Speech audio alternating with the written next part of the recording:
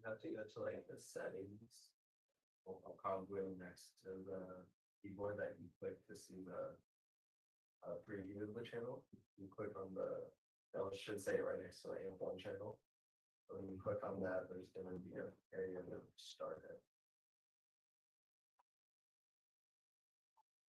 It's going to look like a stop button. Just hit the stop and then wait 5 seconds and play it again. I believe. Of course, I don't have it. Wait.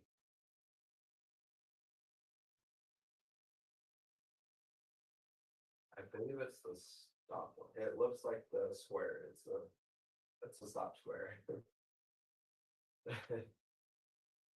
All right. Hi, Amy. All right. I'll wait 5 seconds and then press the play button.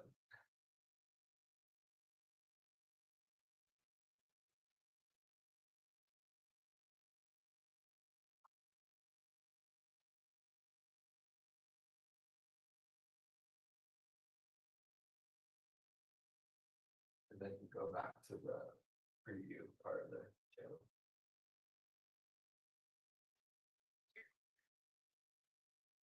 Still seen it. Have you refreshed the whole page?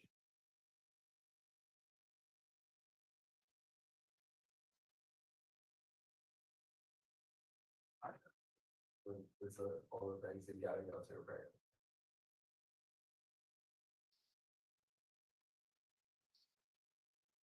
Yeah, it's every other channel, but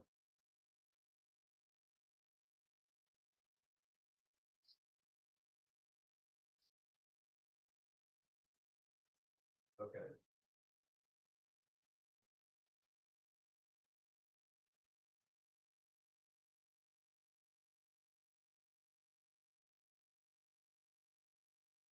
Yeah. I mean, I could go over there because I have it all live and it's gonna be closed session, so I'm gonna be sitting here for an hour.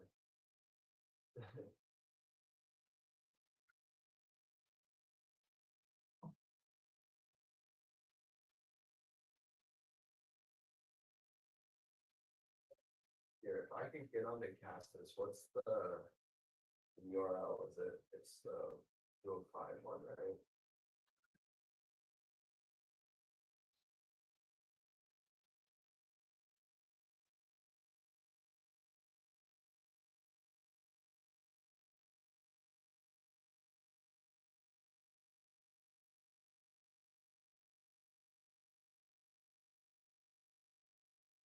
Oh, it's not.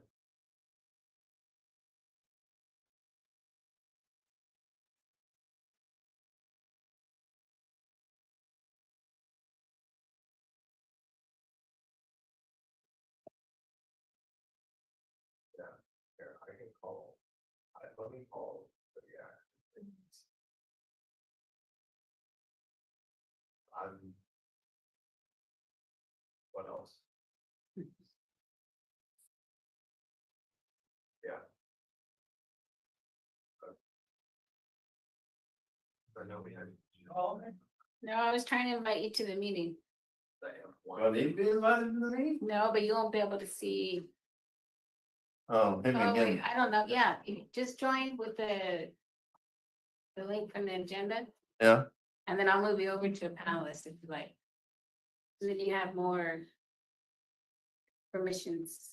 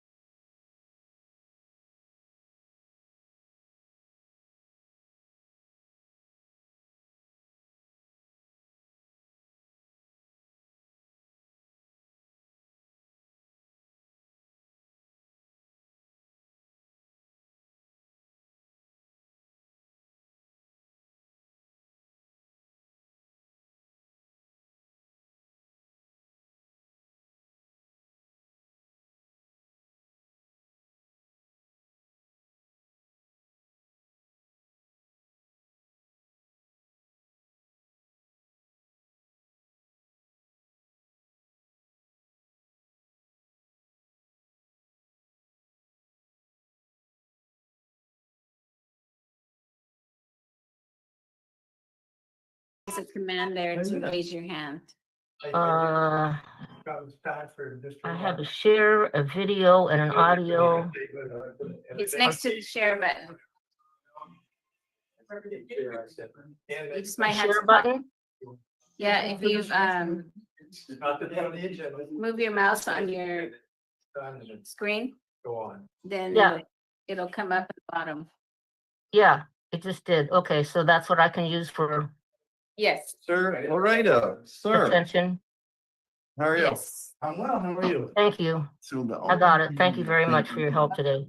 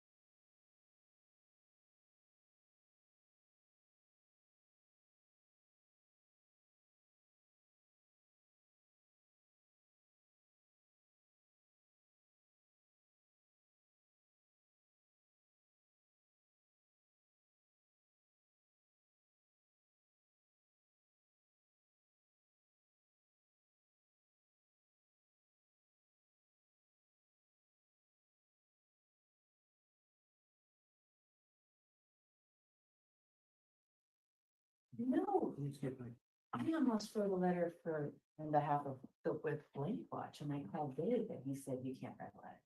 Yeah. We can't pierce the veil. Farm Bureau? No, this is the collection plate. PD. So is this in our packet? No, this is, I just got this. This is.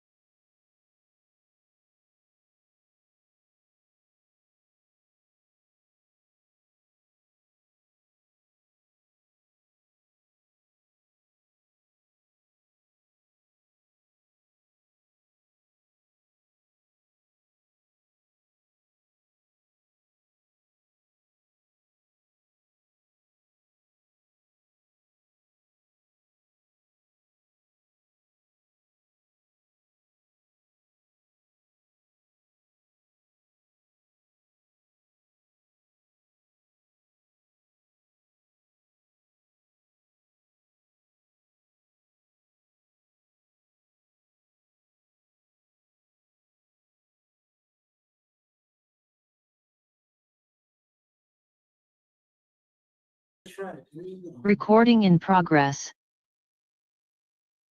Are there, let's see, what do we do first? Gonna go straight into. Closed session. Any additions or corrections? No, let's see, roll call first, because we have several people online. Yes. Director Anderson? I'm here, I need to make a comment, to let people know that, I'm here on Zoom and there are no other individuals 18 years of age or any present in the room where I am. Thank you. Director Daniels? I'm here. Director Edwards? I'm here, make a quick statement. I'm at home. I'm in a residence by myself. And nobody under 18 is in the residence at this time. Thank you. Director Lindor? Here. Director Paul? Here. Vice Chair Oglesby? Here. Chair Riley? Here, All members are present. thank you. Any additions or corrections to the closed session agenda? No, they're not. Okay, so no public comment. We will recess to closed session. Is there a statement we make? Yes, and just to confirm, we have no members of the public present, in-house or via Zoom. Okay, we will adjourn, or not adjourn, but recess to closed session. Okay, and if you give me just 1 minute so I can lock the meeting, please. Recording stopped.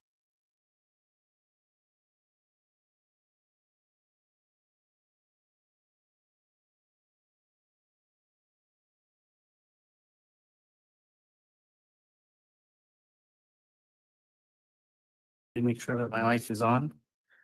We are in closed session today for that one item.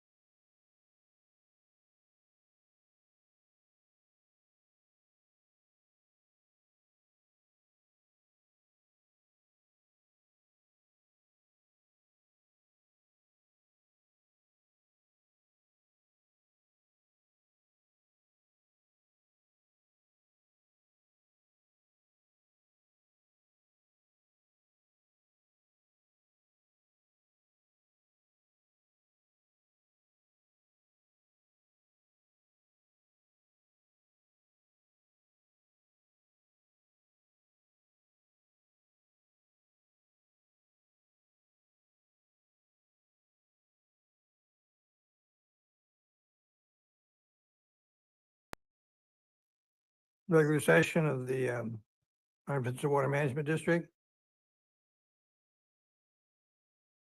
Yes. Director Anderson? Director Daniels? Here. Director Edwards? Here, Director Lindor? Here. Director Paul? Here. Director Anderson, we're taking roll call. Yes. Here. Vice Chair Oglesby? here, Chair Riley? Here, All members are present. thank you. No pledge allegiance on my lead. I pledge allegiance To the flag of the United States of America and to the republic for which it stands, one nation, under God, indivisible, with liberty and justice for all.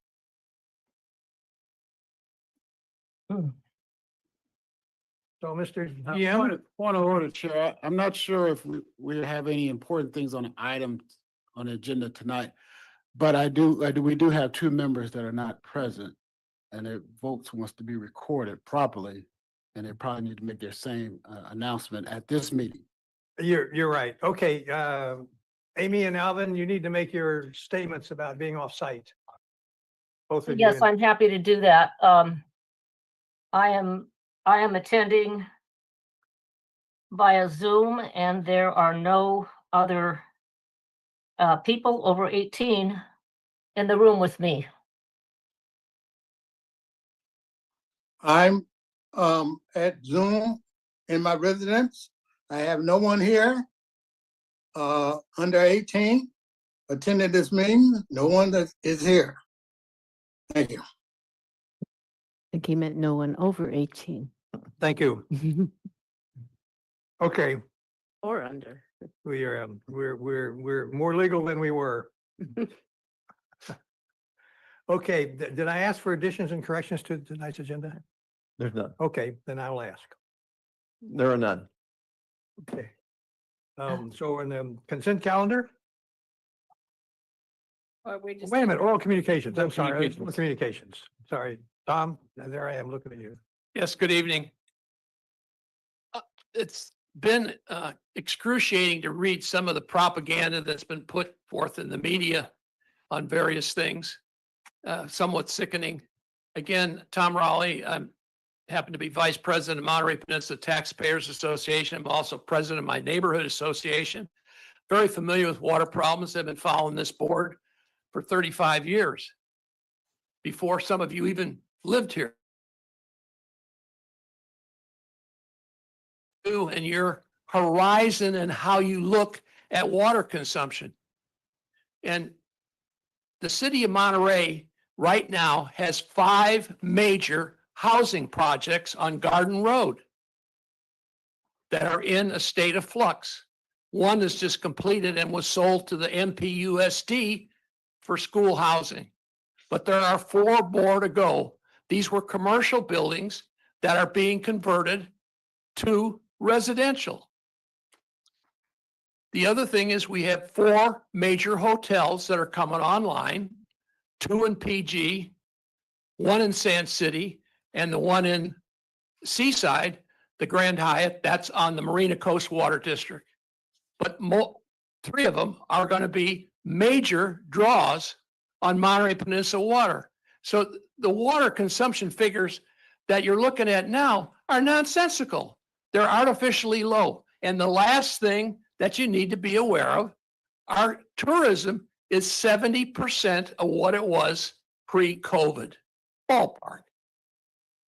So you're 30% down on the number of visitors.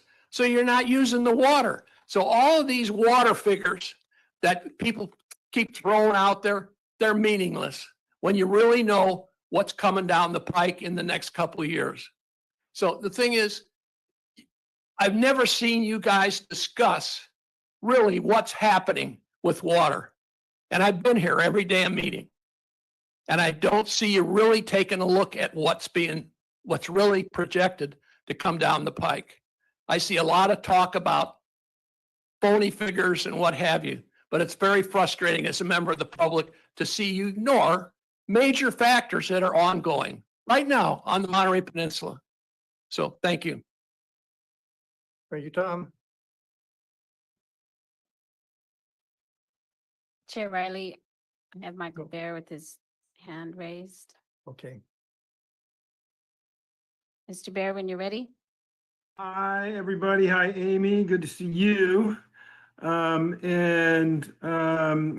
left the room for Tom so I wouldn't have to spend time responding to him. But I did hear one thing that I wanted to respond to, Tom. And maybe the reason tourism down 70% is people are afraid of getting kidnapped. Tourism is massively down all over the country. Okay, so we're not going to be using that water for a while. It's going to be a while before tourists come back. All right. So what I wanted to talk about, I had a question about Apple Valley.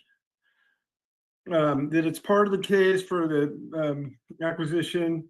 I mean, I would like just a further explanation when legal presents. My question is, how is that related to what we're trying to do in terms of buying out Cal-Am? I understand this case is about, can a company charge ratepayers in a different part of the state or a different part of their holdings to pay for the acquisition rather than the shareholders? The shareholders should be paying for this.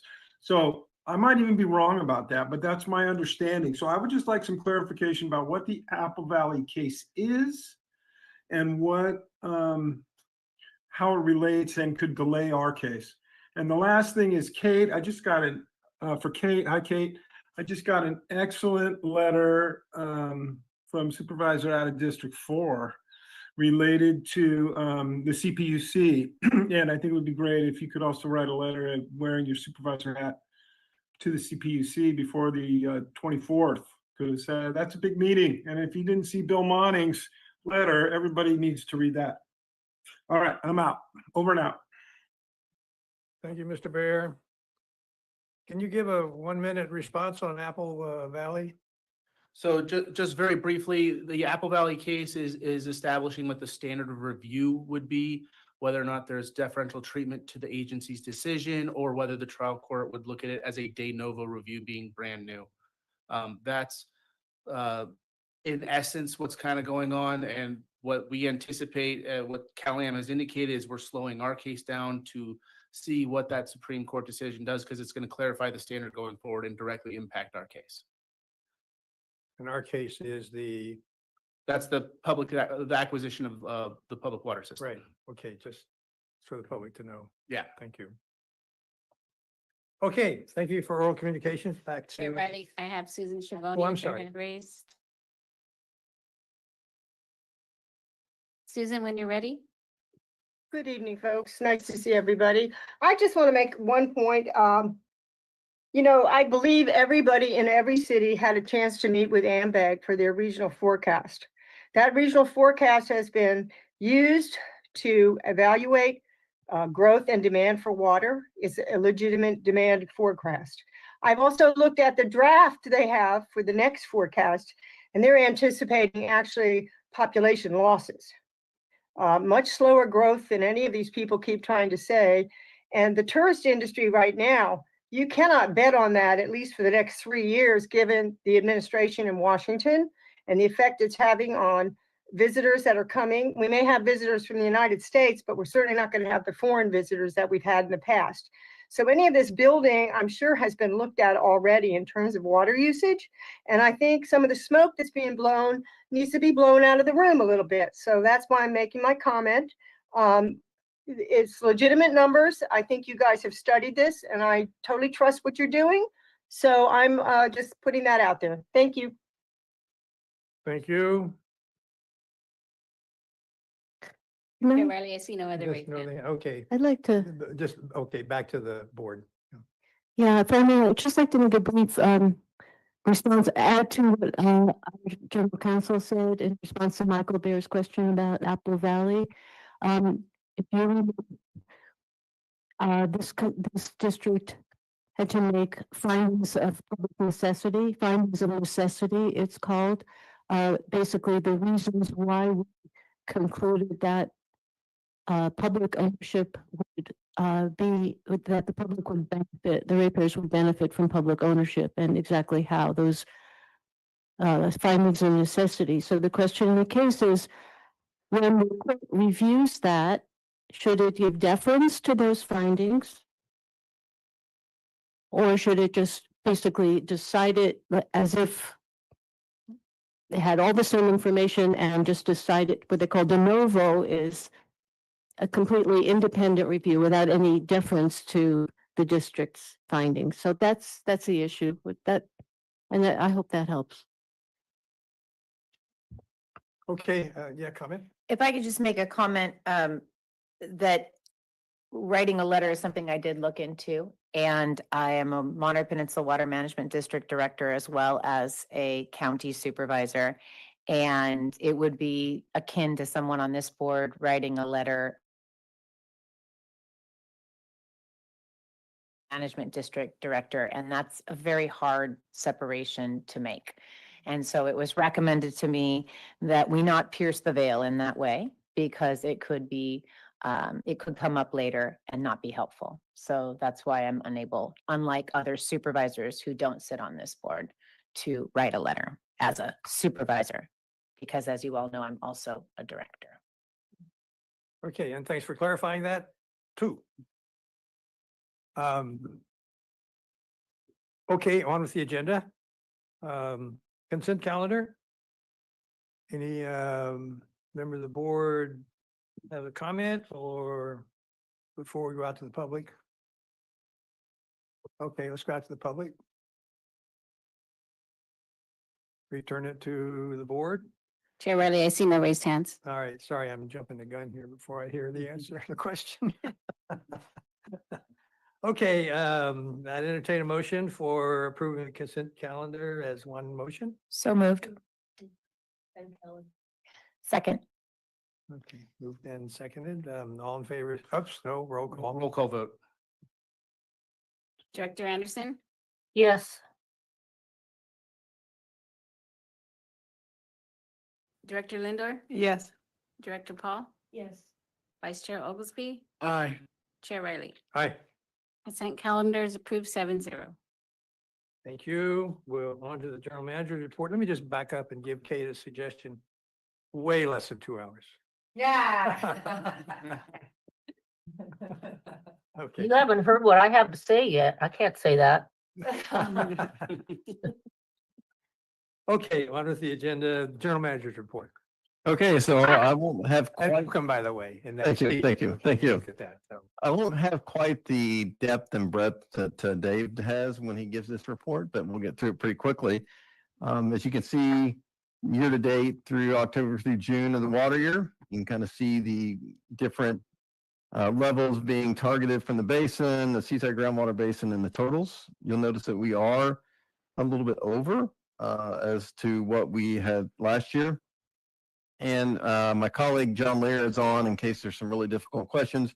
But he was doing a great job explaining to me that they make these projections based on the quarterly water budget.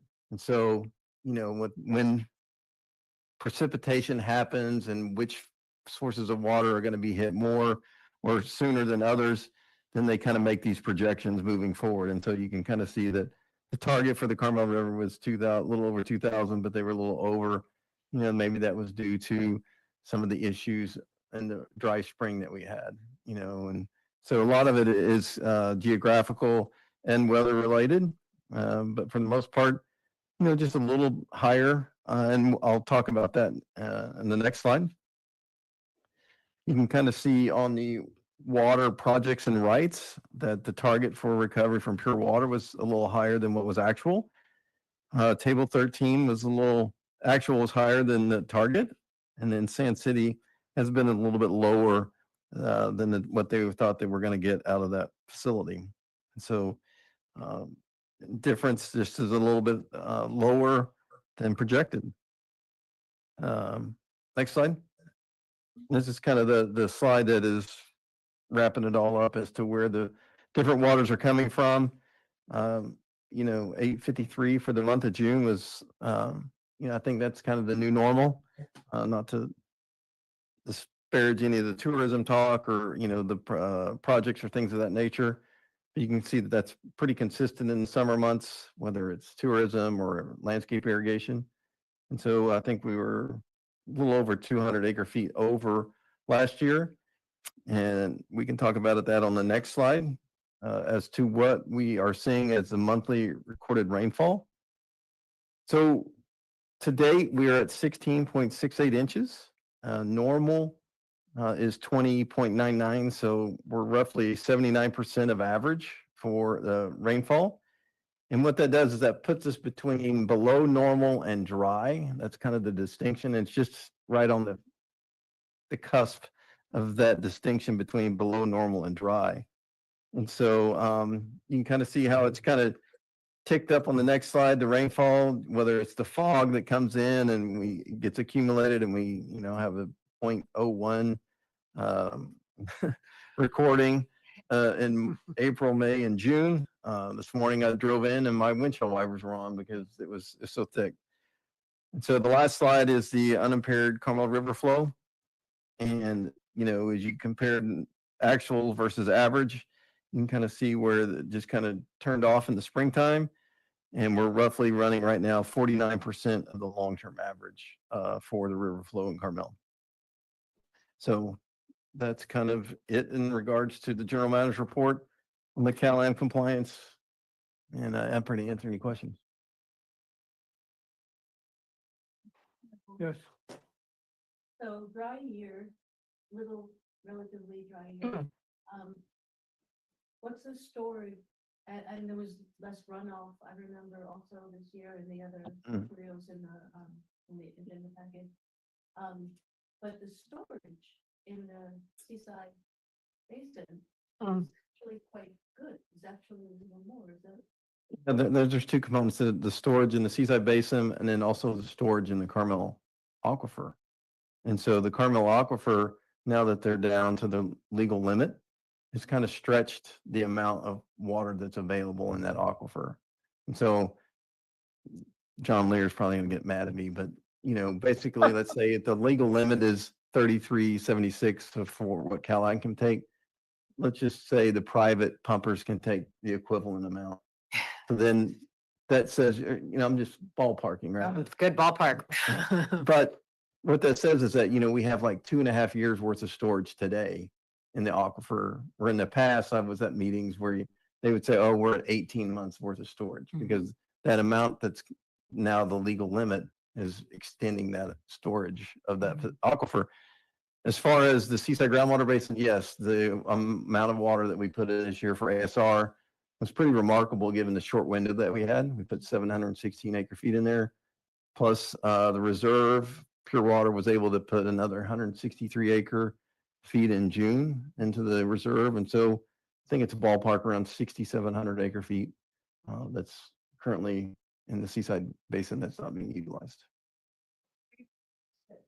To underscore the importance of storage, and even though the annual production of ASR or the annual, the weather conditions, all that is very variable from year to year. Kieran, your mic is not on.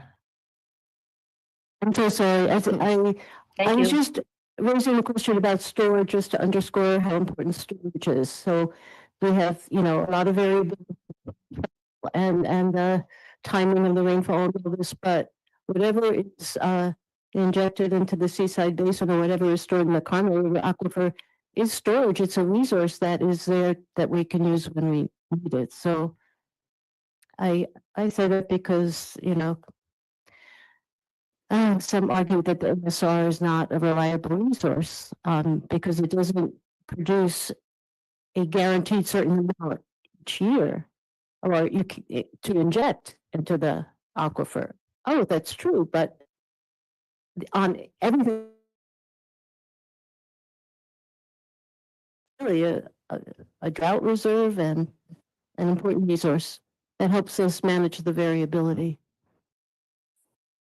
I have a question similar. Yeah, and it's actually just, so I've been here since January and we haven't recovered any ASR. At what point in the year will I see some ASR that's being pulled out, or is it always storage? And this is where John could probably fill in, but I think early on, when ASR was being injected, they would pull some of it out.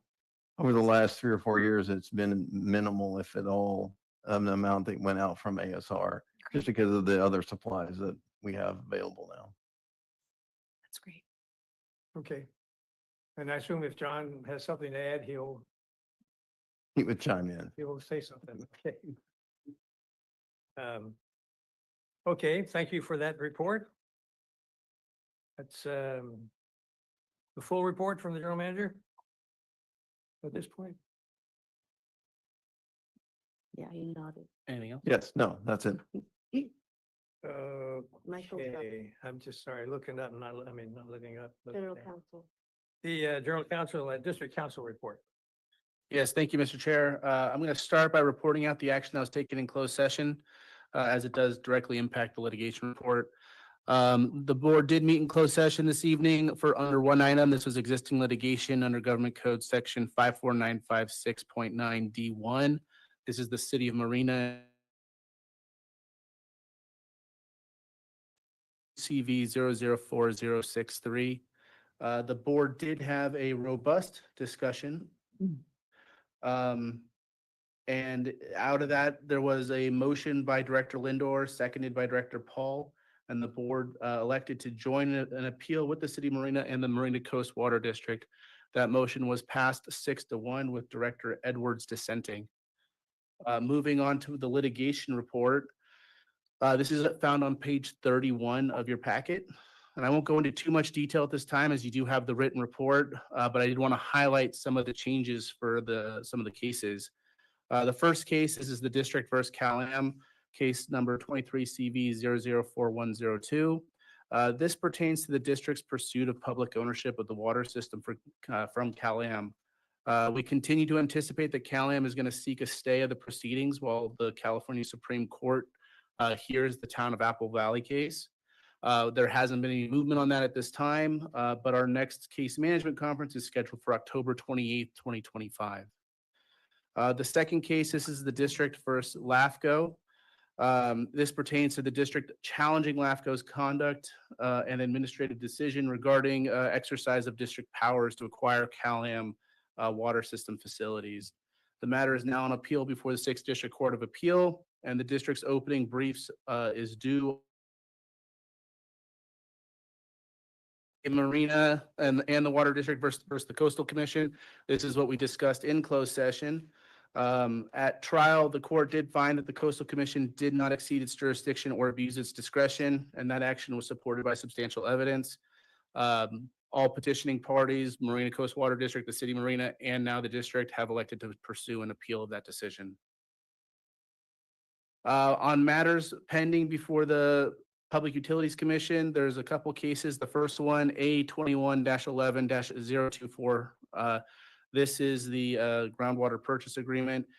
This is going to be discussed in more detail on item number 9, and you have a rather extensive brief on that, so I'll refer to that time to have more comments.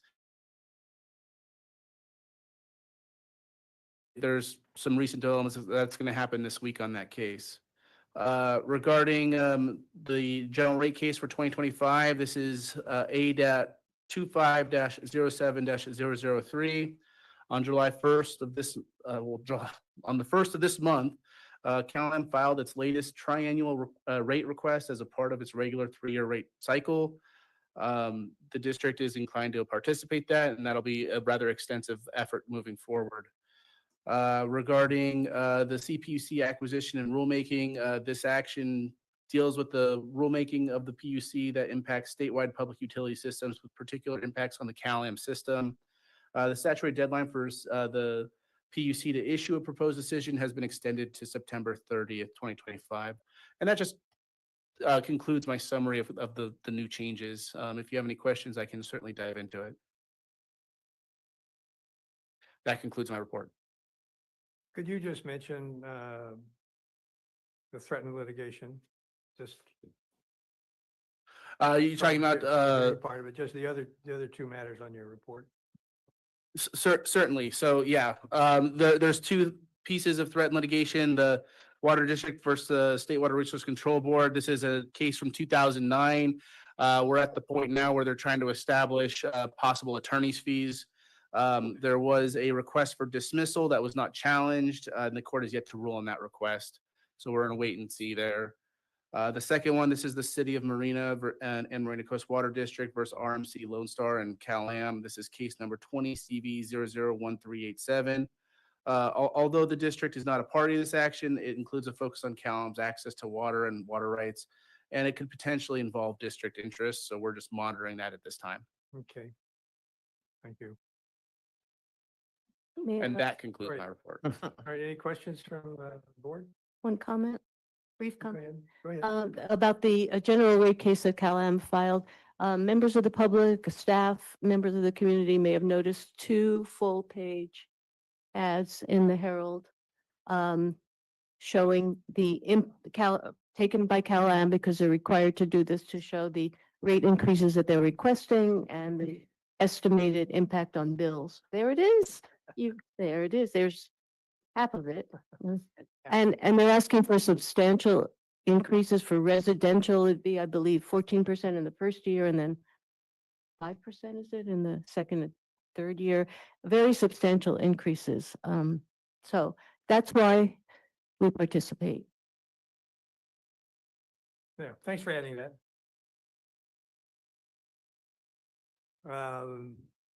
Okay, so, all right, we've completed the district council report and comments. That's item 5. Item 6, on with the agenda. Item 6 is, well, let's see, item 6, yeah, oral reports from the board members who district. So I just want to. Any directors want to add anything about a meeting they went to? I do, but I can wait till. No, You've made- go ahead, I'll do that.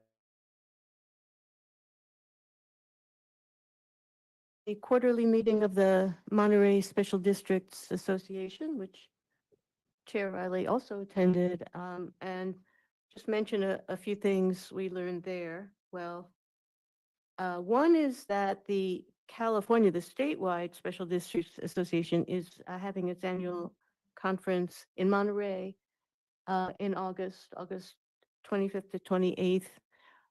There are some things of interest that may be of interest. I think I'd like to go. There's one session on the role of LAFCOs. There's a lot of skill building type things that would be of interest to general managers or future general managers. There's some legal issues that are covered, Brown Act reform, some other legislative reform that impact special districts like ours. Anyway, there is this brochure, maybe Sarah, do you have copies of it in somewhere? Did you, of this? No. Well, you can go on the website of the California Special Districts Association and see if there are things that interest you to go. I think, there's things that I think would be of interest to board members and staff. And the last day to get the early bird rate is July 25th. So Sarah, I'm putting you on notice that I would like to register. So that was one thing. Mike, please. Mike, Oh, Mike. that's Mike. me. Oh, I my just- paper, it was covered by paper, sorry. Yes, excuse me, Director Anderson is just having a hard time hearing everyone. Yeah, people, please turn your mics back on when you start speaking again. Sorry. Okay. So I was just calling out that the California Special Districts Association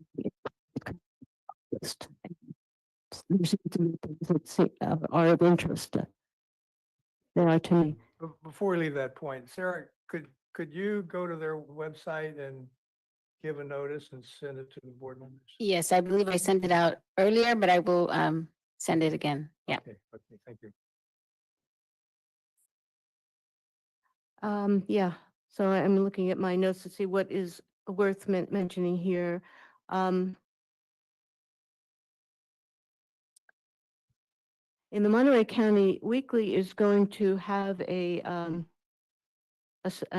an issue focused with a major article about special districts in Monterey County, and that's coming up in July. So I hope someone from our district is in touch. Have you spoken? I have not Oh. heard from them.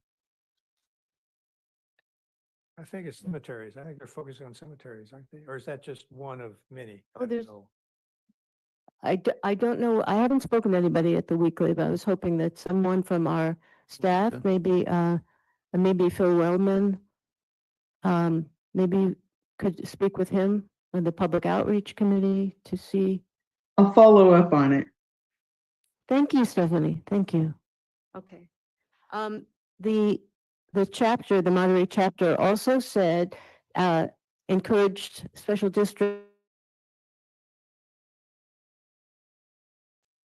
to something to celebrate, like completion of a project or, something like that. And of course, we are going to be there hopefully in a few months. So let's let them know.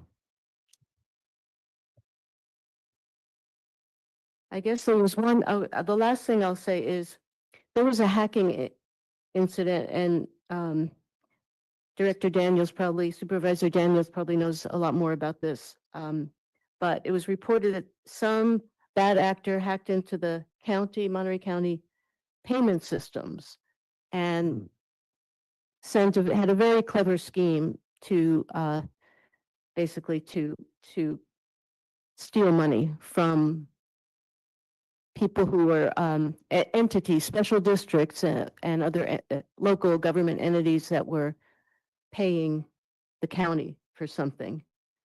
As an invoice a fake invoice that was sent out that purporting to be a follow-up or reminder of a previous invoice. So anyway, it was corrected, we were told, but Karen, I think this is housing and community development, and it was a housing and community it was a fake invoice for a permittee. And so they got an invoice for a permit. It was a school and it was money that they didn't owe. And it was several $1,000s. And and it triggered for them, why are we paying extra money? So they looked into it. And I would just say to anybody who receives an invoice, look at the email. So once you drill down and you look at the email, it was clearly a fake email, but they made it look like the letterhead of the county. Most of us engaged in this work, it didn't quite look right? It didn't quite look right. So just question what you're paying. And if it's the same one I'm thinking of, because it's the only one I've heard of, it was a fake invoice from Housing and Community Development that went to a local school. The more specific thing to look for is the email address that it comes from. It's the address that Yes. gives it away. Exactly. It was not a county address. Okay, well, thank you for that. And I mean, the point is that we have to be on a guard for cyber attacks and fraud schemes like that. And we were told that some of the companies that provide insurance for special districts are going to offer a 2-hour class on cybersecurity that will be made available to us. So just passing that on. Thank you. That's it. And I attended the same meeting. The only thing I would add is that they have some very strong opinions about certain pieces of legislation that's been proposed.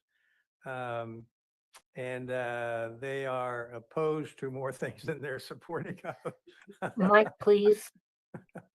But Derek, anyway, Riley, I can't hear you. Use your microphone. So I think it's maybe how close we are to Yeah, the okay. microphone makes a difference. Is your mic on? I can, yeah, the mic's on, but I was. Yeah, too that's far away. it. It's closeness. So Okay. I'm just So sorry, I'm a pain in the rear, but just quickly, the Special District Association has some strong opinions about some state legislation, proposed legislation. And our district usually goes along with and cooperates with the special district groups and I mean, their opinions. I haven't seen anything. There's a legislative committee meeting coming up soon, I think, in this month. I don't know. I just hope that there's a review of this. Just whatever. I know there will be a review, but anyway, it's coming up. So any other board members have a thing they want to add? Because I want to take a few minutes here for my statement. Okay. So what you have in front of you is CPUC mission. And I just want to read one short statement in the mission statement. This is in state law. Mike? It's, pardon? Close to the Okay. mic, please. I can't hear a All right, thing. there we go. Okay, I'll just You back try to do that. I feel. Oh, tie it around Okay, your yeah, neck. no, I please. need to be reminded. Thank you. And Thank you. this is state law. And the first statement of the mission of the CPC regarding water, this is what it says. Provide sufficient, let me just back up. It's provided by water corporations. So this is directed to the client base, which are corporate utilities. This is much across the board, but this is applied specifically to water.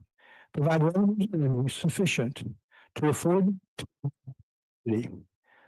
earn a return on its used and useful investment, to attract capital for investment on reasonable terms, and to ensure the financial integrity of the utility. Now, that's the statement. Now, my statement, I'm just going to read it because attached is the full mission statement. I want to dissect the meaning and the impacts of it in relation to local water issues. For background, the PUC regulates all corporate or investor-owned or privately owned utilities. About 90% of its time is spent on energy, natural gas, and telecommunication services. The balance is on railroad crossings, rail transit, passenger carriers, limousines, charter buses, ferries, transportation network such as Uber, Lyft, and water. Now, what I read is the exact phrasing that's used by the PUC on its website, and water is listed last. I just happened to notice that. Okay. So I want to dissect some of these phrases. Provide revenues and earnings sufficient. Okay, revenues and earnings. Revenue means that from all sources for CalAm, so that's or any utility. Revenue is total income. Earnings are what's left over after deducting all operating expenses, all loan and interest payments, all amortization calculations. American Water Works has its own financing structure, so it is less influenced by market forces that may affect interest costs in borrowing. So what it's sufficient for what? To afford a utility an opportunity. What does that mean? Afford an opportunity to make a profit. That's where the profit issue comes in. Profit is not guaranteed, but its likelihood is clearly bolstered by the PUC mission and its decisions. So an opportunity to reasonable is never defined, nor is profit specifically mentioned in PUC documents and decisions. However, the general result is profit around 6 to 8%. So it's a reasonable return on its used and useful investments. This used and useful is a critical phrase. Used is past tense, and that's important. Reimbursement can be considered, PUC can only consider reimbursing a utility for its cost only after implementation. This would apply to any desal costs, which could take years to get through CalAm's process and the PUC process. Furthermore, this is used and useful as a phrase. Furthermore, the PUC butchered that phrase when it approved reimbursement for CalAm costs for the demolition of the San Clemente Dam as a I always thought that was quite a little twist in how they applied used and useful. When it's gone, it's used and useful.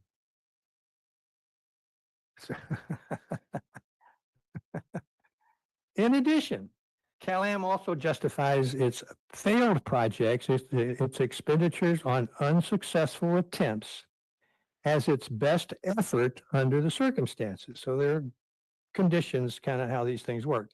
This is often referred to as stranded costs, although the PUC does not use that phrase. The PUC has approved a series of failed water supply investments since 2004 for full reimbursement by ratepayers. Not a penny of these failed projects, investments, have been charged to shareholders, not a penny. Yet the corporation is expected to risk some capital in the pursuit of profit. So when who pays what is considered in PUC decisions, the shareholders do not share in that risk. Shareholders are protected. Ratepayers pay. So now what are they doing? It's to attract capital for investment. This collection of mission parameters set the foundation to make sure that the corporate utility is financially strong and therefore attractive for investment capital. And the conclusion statement is to ensure financial integrity of the utility. This is the overall purpose, to support the corporation. So in conclusion, this is my version of what all these things mean, but it's based on some research and some discussion with others. In conclusion, the PUC purpose is to assure a corporate utility, the entity itself, has the full financial opportunity and the baseline financial management tools to be successful. It nurtures corporations as its top priority, not the water service and not the ratepayer. Just calling out a distinction between the three categories of where their interest might be. Corporations, the service, or ratepayers. It's the corporations. That's the end of my statement. And my statements and any other statement that the board members might make is not intended for causing a discussion, creating an agenda item or an action item. It's a statement, period. You make it, you move on. So now we'll move on. We are at item number 7, the second reading of ordinance number 198. Thank you, Chair Riley. Okay, Stephanie, you're on. This has been a very interesting meeting. This is the second reading and adoption of ordinance number 198, which amends definitions and permit processes. And we're amending the definitions for new construction and the main California American water system. And this ordinance is actually a very simple ordinance. We also add definitions for dormitory beds at educational institutions and advanced treated recycled water. Rule 23 has been amended with minor changes for clarity. And then we've moved all of the metering requirements to mandatory conditions. And that's a section of Rule 23 where before it was earlier in the process, and now we're putting it in mandatory conditions. The Rule 24 amendments include codifying last year's language that was adopted by the board for second bathroom protocol. And this is very important. And the main reason we're doing this ordinance, because the urgency ordinance that was adopted last year expires after 1 year. So by adopting the ordinance tonight, we're continuing what was adopted last year. And the recommendation this evening is that the board should conduct a public hearing before adopting the ordinance. The ordinance is not a project under CEQA and does not require a CEQA analysis. And if you have any questions, I'd be happy to answer those. I have one question, but I'll ask other members if they have a question at all. My question is I'm sorry, go ahead, Amy. No, you go ahead. You're started. You said an urgency ordinance the last time and it expires after 1 year. Does this make it permanent or just Yes. continue the urgency? No, this makes it permanent. Okay, thank you. Amy? Yes, I have a question. It probably seems like nitpicking, but in terms of the word main in the main California American water system or the California American main system, is there any instance in which the word main is required anymore? Because it's always, I don't see any place. Like, is there any instance where the term California American water might mean other than main system? Yes. Right now, CalAm has the Hidden Hills system, which is separate. Okay. from the main system. So when we, and they do plan to integrate the systems. And at that point, yes, we probably can get rid of that and just call it the CalAm system. That will be great. Thank you. Thank you. Could, just quickly before, are we suggesting a slight edit on this No, with this motion? Okay. Any other comments from board members? Take it out to the public? I'm sorry. we can get Yeah, back. I'd just like to say, this must have required a lot of work, and I just want to thank you, Stephanie, and anyone who helped you. It must have been an awful lot of work to update. You know, it's so, but I thank you. hate to tell you this, you're gonna see a lot of these in the next few months. It's very helpful, you know, that the ordinances actually are applicable, you know, are up to date and current and reflect the change, the things that have changed over the years. And, you know, Thank you. it is our job, and I really appreciate all the work you put into it. Let's go out to the public, see if there are any comments. Chair Riley, I see no raised hands. Okay, back to the board. There a motion to approve this second reading? So moved, Chair. Thank you. Moved and seconded. Okay, moved and seconded. Roll call, please. Director Anderson, hang on just a second. If I had something else here. Yes, okay. Director Daniels, Yes. Director Edwards, Yes. Director Lindor, Yes. Director Paul, Yes. Vice Chair Oglesby, Aye. Chair Riley. Aye. Ordinance is adopted 7-0. Thank you. Next item on the agenda, item number 8 is to negotiate a draft agreement with Marina Coast for aqua storage and recovery cooperation. So let's have a short presentation. Sure. A presentation. So on page 59 of the packet, it talks about some of the conversations that we've had with Marina Coast and how this collaboration could potentially benefit both the district and Marina Coast. You know, we feel like we have the right to inject water into the Seaside Basin. Obviously, we'd work with the water master if there was any other issues involved with that. What's the proposal so that we're kind of, So tonight, all we're looking at is getting the board's blessing to start the process of drafting an agreement. okay, That's it. We're not bringing the agreement back. There's things that we would have to do that, whether it's committee, you know, having public comment, things of that nature. So, you know, this lays out, the staff report lays out a lot of the reasons why we'd like to start this process.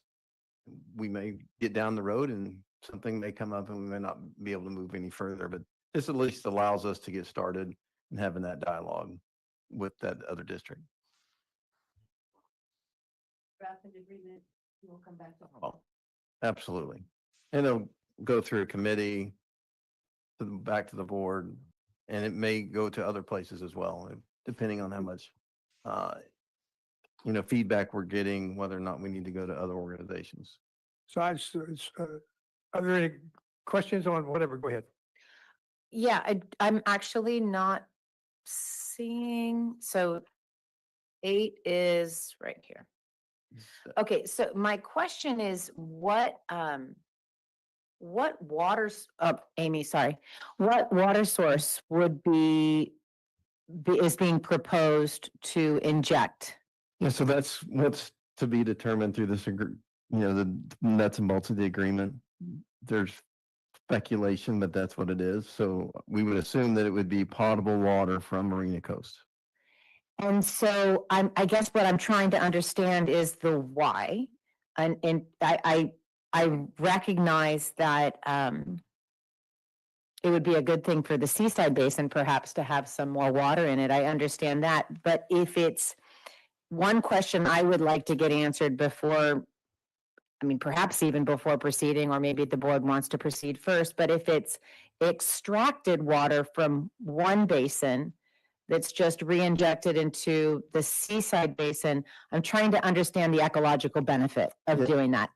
That's obviously some of the questions that our staff has had as well. And I think that we would work through that if we move forward with this process. So is there a potential that it's a supply that I'm just not familiar with, like wastewater or something like that? Or is it for sure going to be something that's extracted? It's something that would be served to their customers. Okay, potable water. Yes. And in terms of the Marina Coast area and where potentially this water might be extracted from, is that a basin that is also the terminology is escaping me right now, but For GSA? GSA, yes, but most of the basins, with the exception of the basins down south, Overdrafted. overdrafted. Thank you very much. Is it an overdrafted basin that they would be pulling from? Whether it's the 180, 400, maybe the deep, Okay. that's. These are, so I'm just, as a director, not only are these important questions to ask, it would be important for me to have the answers to these questions before saying proceed. Yeah. Because again, if we're in some political realm, that's one thing I don't want to be in. And so I want to understand the why. And then you just mentioned the 18400. If it is the 18400, or if it may even be water that could potentially have gone to CSIP, as a Monterey County Water Resources Agency director, I feel like because of the Board of Supervisors, we're also the directors, I think they would necessarily need to be at the table. And then I guess those are some of my biggest questions at this point. Because it also seems like in the report, it said that this would be water for future development that is the forward lands. So it makes sense where it would be going, but I don't even believe we have the infrastructure in place yet. So this could potentially be a very long-term agreement.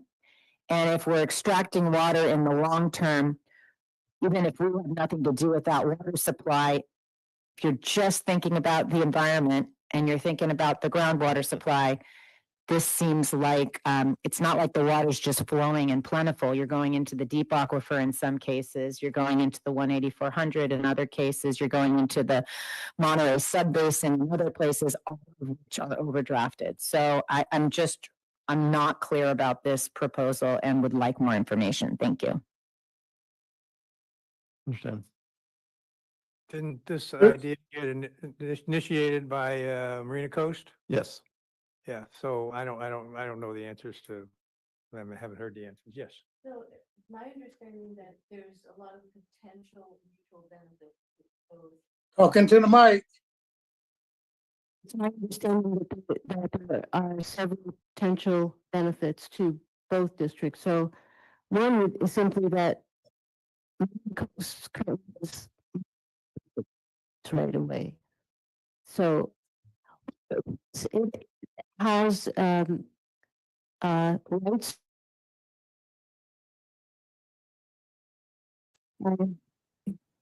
Can't hear.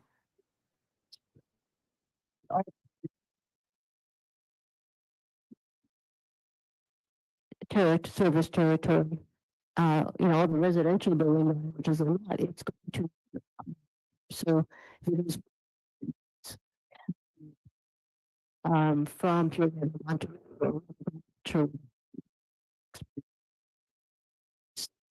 store surplus water and build up their reserves that they can use later, that to develop the extraction capacity, extraction wells in order to do. So that would be part of the agreement. Also, this district might need to buy some of the surplus water from Marina Coast, or I suppose it could possibly conceivably be the reverse. Sales to, if one has more than needed and the other has less, and we could sell to each other. And there could be some cost sharing of some of the infrastructure needed for adding additional injection capacity and additional extraction capacity. So, I mean, I'm really not well versed in the details, but those are some of the mutual benefits. And I think there's another beneficiary here. I think the Seaside Groundwater Basin is where they would put that water and store it. Yes. So there's an advantage in that side of it as well. And to Director Daniels, you see the Exhibit 8A was just a skeleton of some of the things that you raised, where the injection facilities, water rights, water quality, all of those kind of items that were just kind of listed. This isn't exhaustive by any means. This is just kind of a starting point, like the recitals, definitions, all the things that you mentioned. So Director Riley brings up an important point. Is there a conversation happening that's the same that is happening with the Seaside Water Master and Marina Coast? I don't know if it's the same water or not. All I know is the storage ability from an injection is part of the dynamics that will be discussed or be an advantage, at least that side of it will be an advantage. As I understand, Marina Coast expects to use that water at some time in the future. They just don't have a current need, but the water's available. And so instead of that's what they say. I mean, I'm just. If it's pure water Monterey expansion, that's one thing. That's water, but it also means they're choosing to pull water from another location, like the groundwater, instead of using the pure water Monterey water. So that's a decision they get to make as an agency, but it's not like there's water. I don't know of water flowing at such a rate that it can, I'm wondering, my question remains, this is extracted water. Why anyone would do that to the environment and continue to take groundwater to re-inject it into a neighboring basin that actually kind of shares the same. It's like a little bit of moving it around in a way that doesn't make sense to me. Well, I can't think of any reason why they would want to do that, but there's excess water from pure water Monterey, and there will be more excess water from the expansion. So that would be a great question to get answered if we're. Absolutely. And that all makes sense. If we're talking about extracted water, I'm not understanding, because really the old Fort Ord water, this is on paper. This isn't, they're right. They have this water. I'm not saying they don't, but to physically pull it out of the ground to demonstrate that you have water and put it somewhere else doesn't make sense to me if it's extracted. If it's pure water Monterey, another story. Through the chair, Maureen Hamilton has her hand raised. She may have clarity. She may be able to answer, yes. Yeah, and this is kind of to set the public record straight. We are not planning on putting pure water Monterey water into the ASR wells. There would be some travel time issues and it would void our ASR permit. May I respond and ask what water it would be then? That's a very good question. We've been asking the same questions. Let me have the mayor. The agreement will flesh out. And we don't have to support the agreement once it's there, but the questions and the answers we're talking among ourselves is not the ones Marina's putting forward. And it's not going to be the final comments in the agreement. And if we're not comfortable with the agreement, then we should vote it down that way. But no one's here can actually speak for why Marina or what exactly Marina is offering.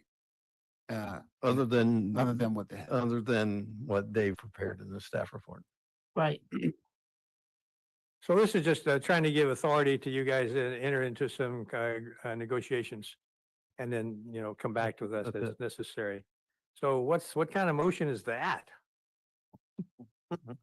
Board directs staff to negotiate a draft agreement. But Okay, you're hereby directed to answer a lot of questions and come back. You have a question. Agreement. Yeah, If I could just ask, perhaps it could be to continue the conversation and come back to us with more information.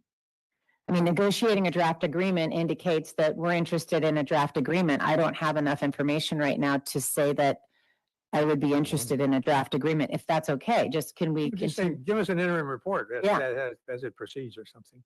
That can be done. There are a couple of hands up. Let me see what we got. Alvin, do you want to? Yes, couple of questions.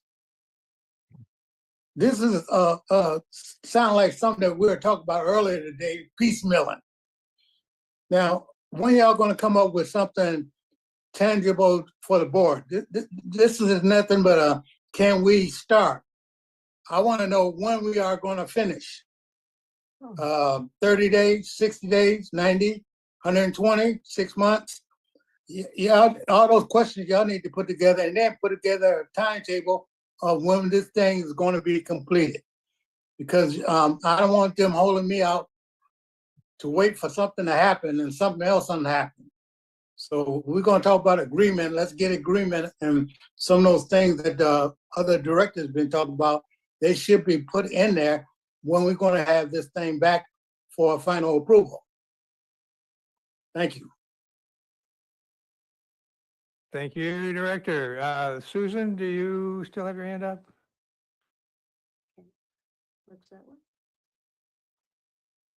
Susan, when you're ready. Hi, I just wanted to add, the water master's been having some ad hoc meetings, and I just happened to be looking at some of the minutes that they were going to approve where REM made a presentation about this project, and they did speak about putting water in for storage, but that part of the deal would be that they might be able to leave 10% in order to help supplement the basin. So I think they're talking about it. I get that you don't know all the information, but I think you can get some info from those minutes and from the water master board information that has some of the outline of what they're proposing in there. I know your folks got to talk with them and they got to talk, and it's probably not time to approve anything, but I just wanted to add that they were talking about putting water in for storage and then extracting and leaving the 10% to help feed the basin. Okay, thanks. Thank you. Yeah, I think the key question is the source of the water and what are we talking about in terms of what does that mean? So shall we ask staff to bring us more information about that? To Then- deliver an interim report, revised Yeah. report. Sure. Yeah.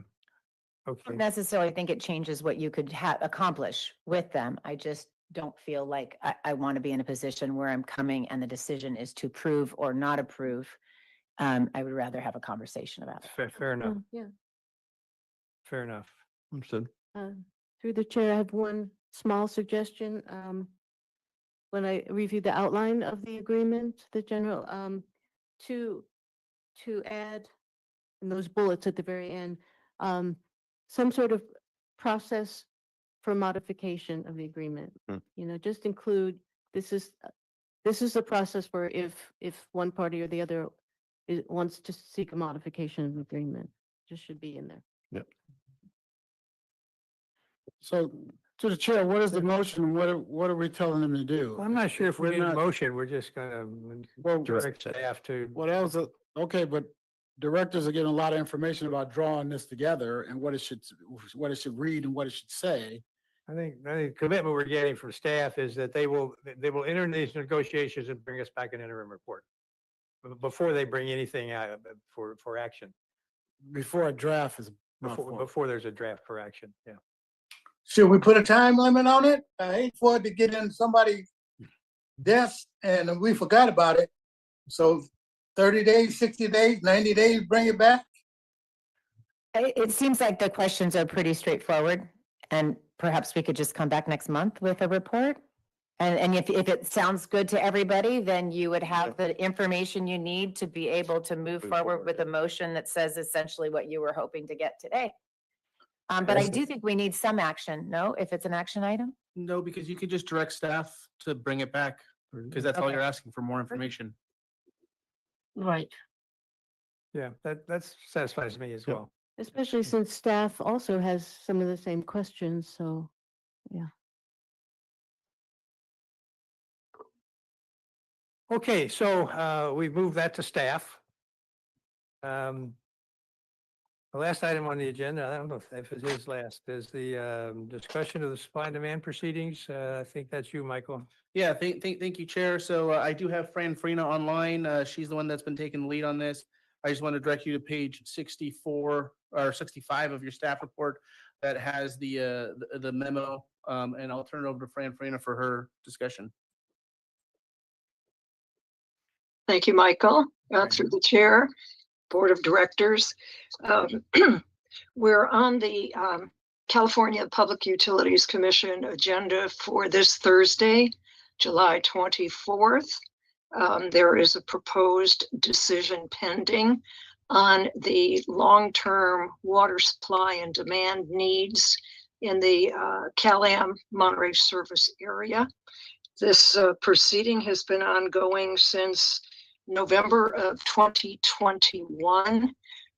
It was originally filed to get permission from the from the Public Utilities Commission to get their approval for an amended water purchase agreement to support the expansion of Pure Water Monterey.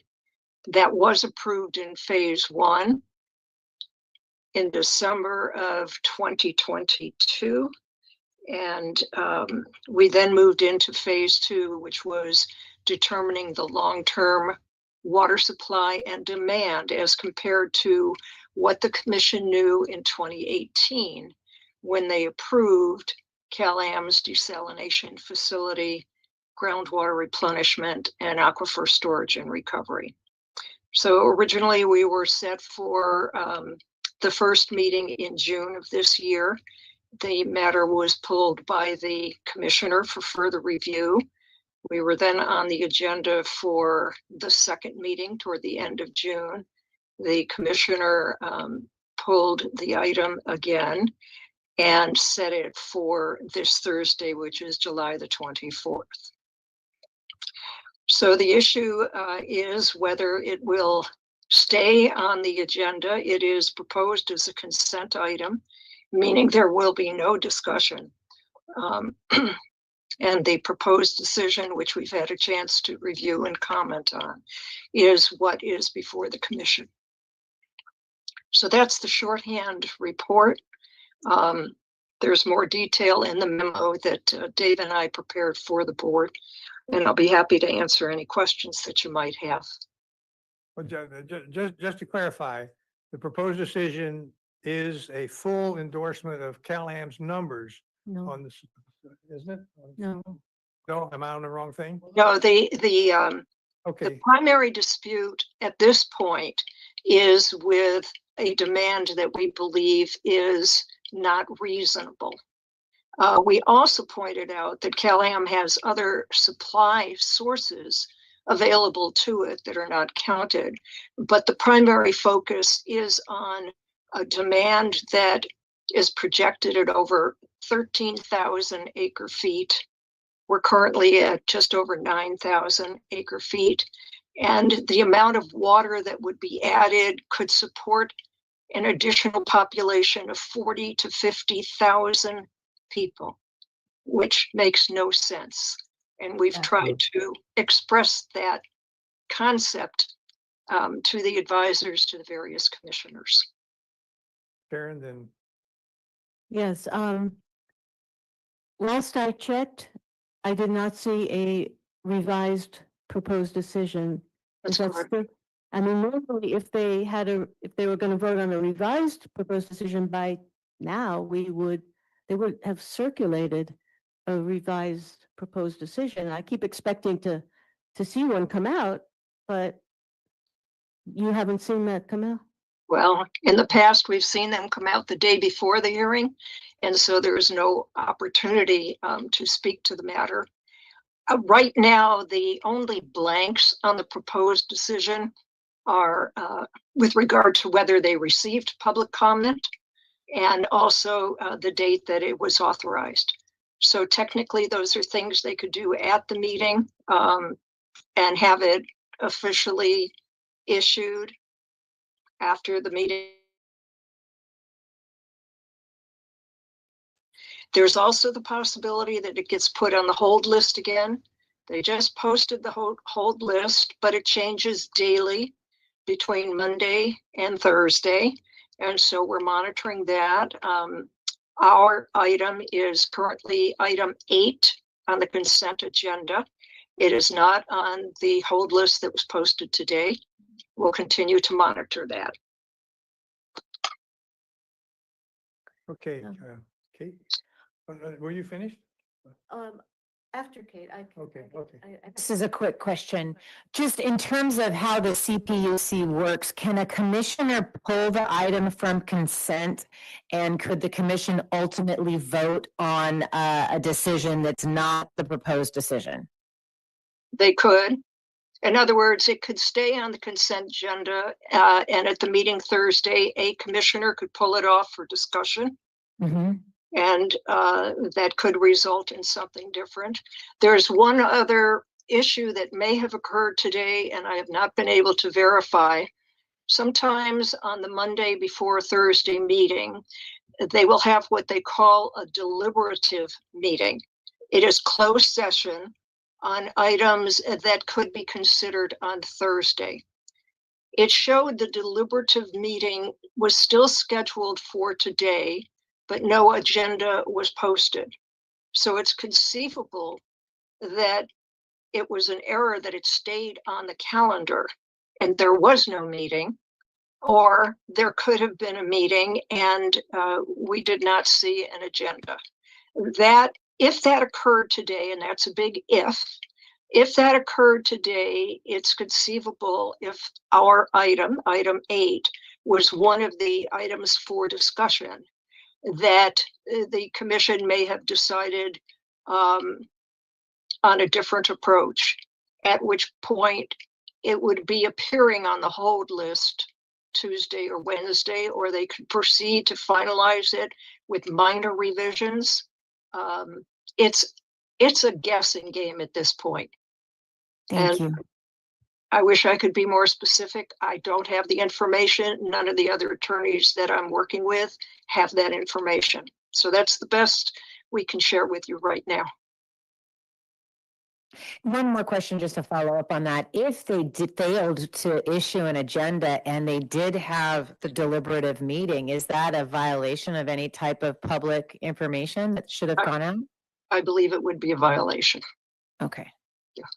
But as I said, we don't know with certainty whether they had that meeting. We'll continue to see if we can get an answer. Very, I just wanted to follow up on your question about whether the proposed decision that we've seen, which is the one that went out on May 9th, is all we've seen. And there was extensive lobbying. I mean, CalAm has just relentlessly continued to lobby, and all the other parties have also met with commissioners and advisors, including us, but just the lobbying is unending, and there's probably some we don't even know about. But to your question about did the proposed decision go with CalAm's numbers? It kind of split the baby in the sense that it agreed with our numbers on pure water Monterey and aquifer storage and recovery. That is how much supply that actually provides. So that's good. CalAm has still been arguing for their numbers, which are lower, but then on demand, as Fran was saying, on demand they went with, for the most part, with CalAm's inflated numbers, double counting, triple counting various resources. So there's been lobbying on all of that, and there were also a lot of just plain errors in the proposed decision. There were just numbers that were, it's like inverted numbers, digits, the acre feet, different in 9 different places for, things like that, just errors.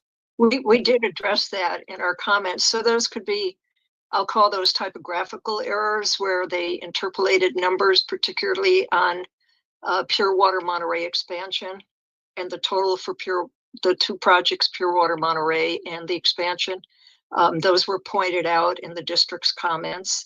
So a modest revision one, hopefully, would address those typographical mistakes that were pointed out.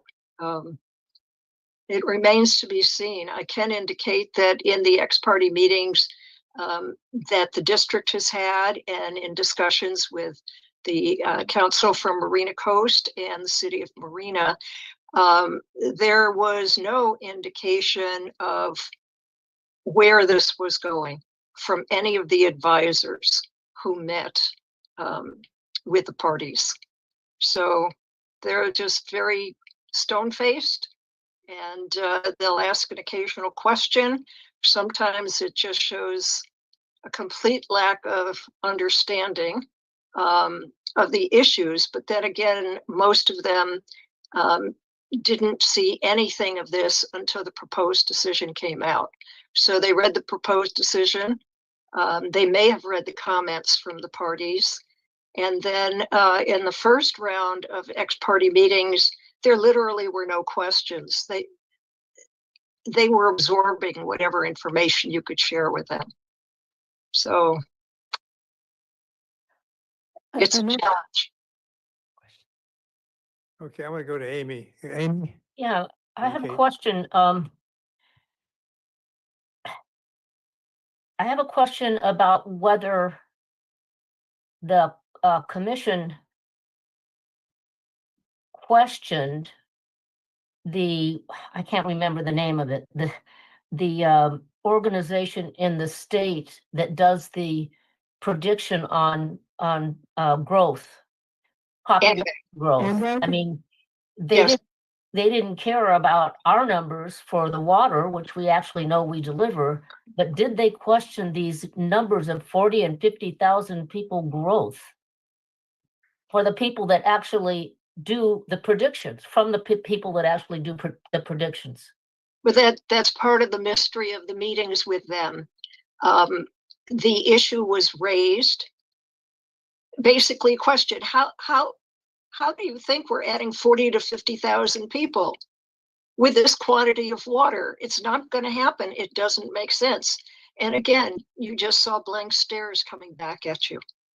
So I think in the you have correspondence in your packet that includes the presentation that Land Watch did. And there's one slide that is absolutely spectacular because it shows you in a bar graph what that quantity of water means compared to the other projections and opinions of Public Advocate's Office, MPWMD, AMBAG, and then you have CalAm way up, and then you have the proposed decisions number almost as far up.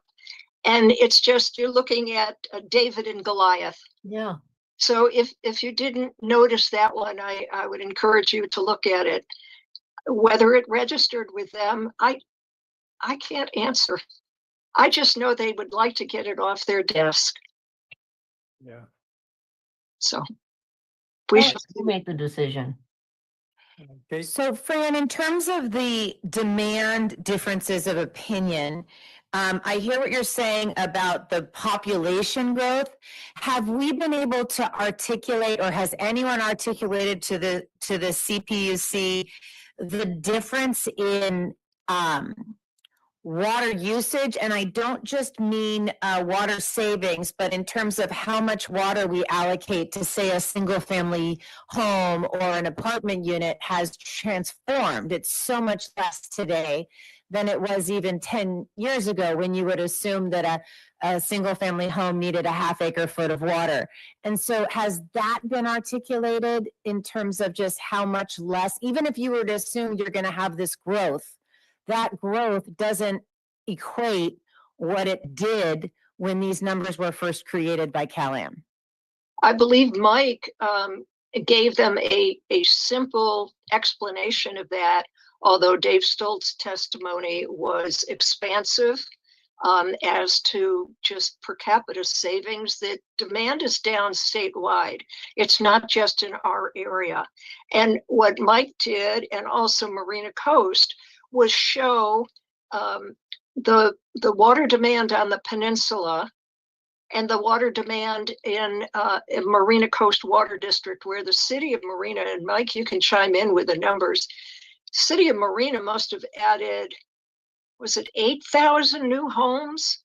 3,500. And okay, 3,500, and their water use actually went down with new houses. And so it was to prove the point that demand is down even when there is growth. Wow. And other examples we gave was Santa Cruz water usage has gone down. City of Salinas water use has gone down, even though they've added a lot of homes in these communities over the years, just with legislation, policies that the district has implemented. If you buy and sell a house and you have old fixtures, we require you to put in new ones, things of that nature. So, the demand numbers are lower, even though if you do add housing. They say it's a combination of three things. Conservation is one. The cost of water is another, because it's gone up for everybody. In our area, significantly more. And then just general per capita usage. People are using less. Sometimes it's mechanical changes that are permanent, and other times it's just people trying not to be wasteful. And we do enforce, water waste. So it's a series of those three issues coming together, which shows a trend.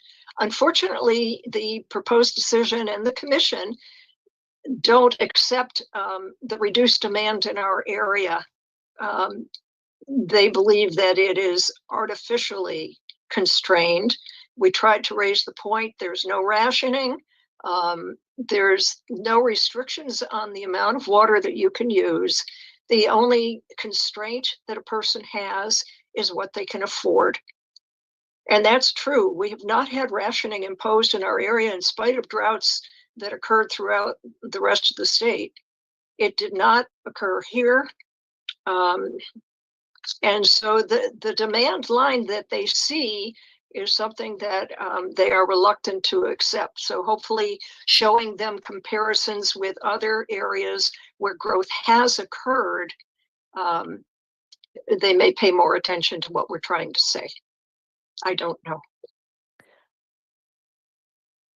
Yes, to this point, it was very troubling to me that the proposed decision relied very heavily on the 2018 CPUC decision, saying, oh, that methodology was fine, we're just going to rely on it. And essentially nothing has changed since then, which is an astonishing statement. I mean, the demand that you were discussing, has steadily declined significantly. And as Fran was explaining, a lot of that is due to a lot of the investments in efficiency provide long-term reductions, landscaping, water efficient appliances, and so on. And there's much more supply than there was in 2018. And the proposed decision says essentially nothing has changed. So why don't we just do the same thing again? It's very disturbing because, Kate, we put a lot of very excellent testimony and briefing on this question of changes in demand. And Marina Coast Water District also had excellent expert testimony on this. So they have the information. It doesn't appear to have been digested, frankly.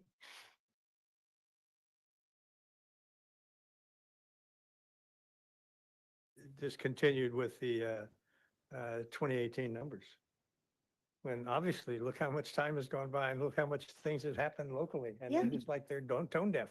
Yeah, so we said, well, the methodology used in the 2018 decision proved to be wrong because the demand is far less than was forecast then. And they say, well, we're not persuaded that that's That's not a persuasive argument, something to that effect, without really explaining why. That's the quality of the proposed decision. It is really deplorable. Ugh.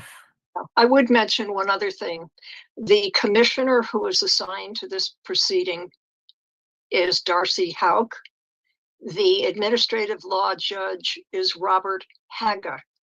In 2018, Hauk and Haga were administrative law judges working with Judge Weatherford, who wrote the 2018 decision. And so there is a history that each of those two individuals has that may or may not be influencing their opinions and decisions. Wow. And Weatherford was a notably respected ALJ. Yes. But he was getting quite ill by the time they were writing the decision, George.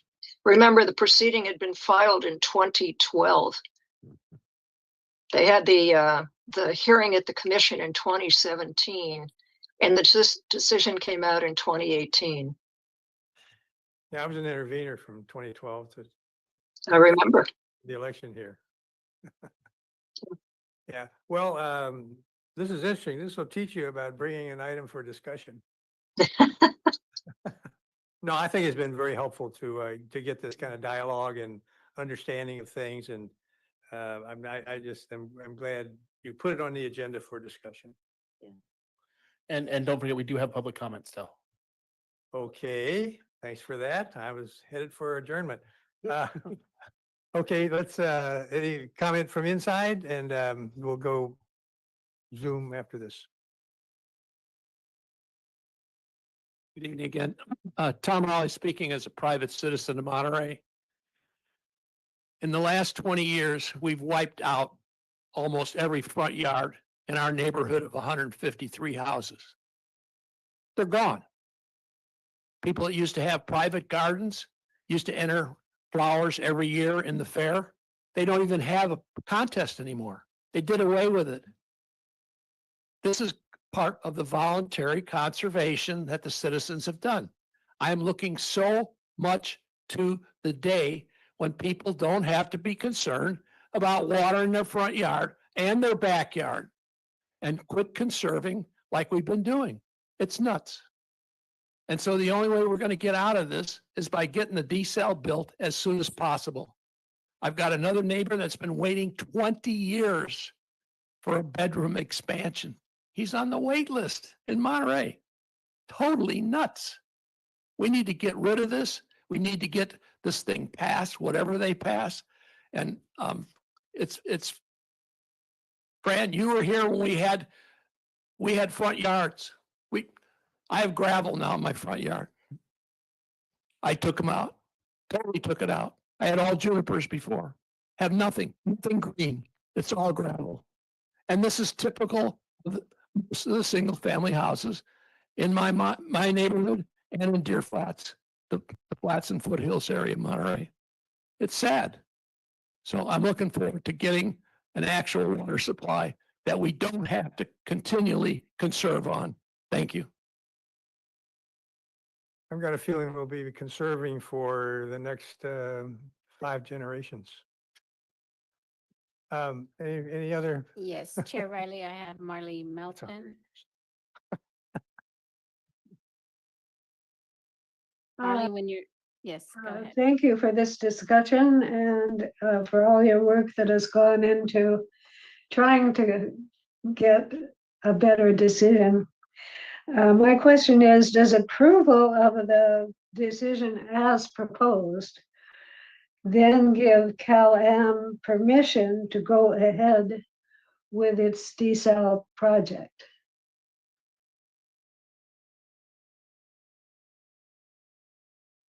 Be And probably one of the 20. and I guess my only other comment would be that having stone-faced listeners does suggest outside pressure, possibly from either their fellow commissioners or some other source, but that's only speculation. Thank you. Thank you. Susan, when you're ready. Thank you. I just kind of want to say this, that I have flowers in my yard. I enjoy my flowers. I water them. I pay a high water bill because I do that. We don't have a lawn. We've thrown that out years ago and made a lot of adjustments, but it's the cost of water that's keeping people from having side. And one water system pays probably 3 times what the other one does, or at least twice as much. And there's a lot less yard work in those areas where it's so expensive. So it's the water cost that's driving so much of this, and conservation, and that's a good thing. And I agree, we're going to be conserving water forever, probably in California. We don't know what the future is going to hold with climate change or anything else. However, the desal isn't the answer, especially this desal and this particular desal. If there's a desal that's needed in the future, there's new types of engineering and types of desal that are coming on that are much less expensive and more efficient than the one that we have that is, at this point, I believe, obsolete. So I just want to toss that out there. I hope they make the right decision. I don't expect them to, because I do think they are influenced drastically by lobbying and the money that's in politics. And I hope anybody who's in the public that's listening will listen in and try to make a comment, and please go on their website and make a public comment in the direction of a lower number. Thank you. Thank you. Chair Riley, I see no other raised hands. Okay, back to the board. Any final comments from board members on this subject, or? Mr. Chair, may I respond to Ms. Melton's question? Yes. She asked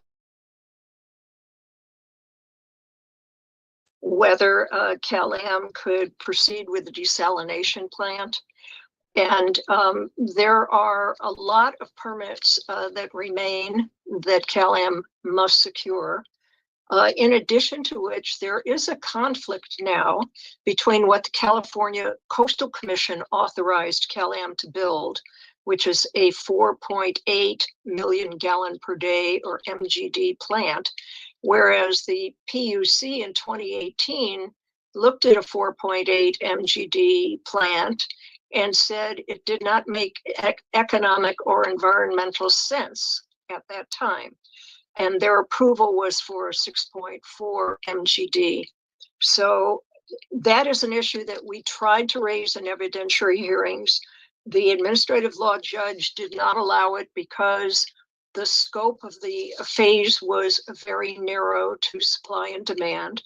But we, excuse me, we did raise it in some of the ex parte meetings as one of the outstanding issues from the 2018 decision that has to be addressed.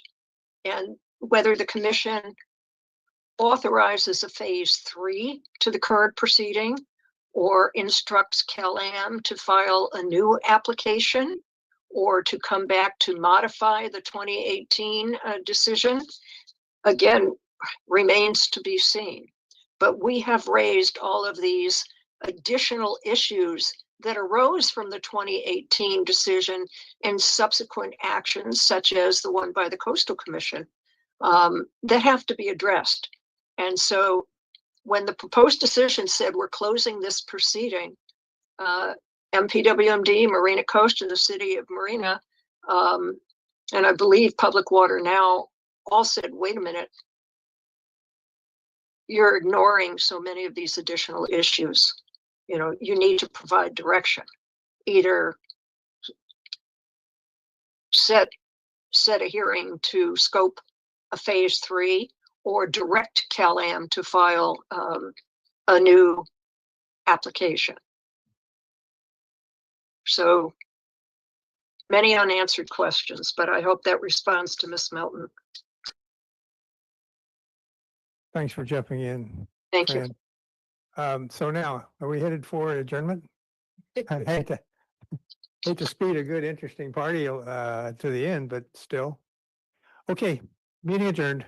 Thank you. Thank you.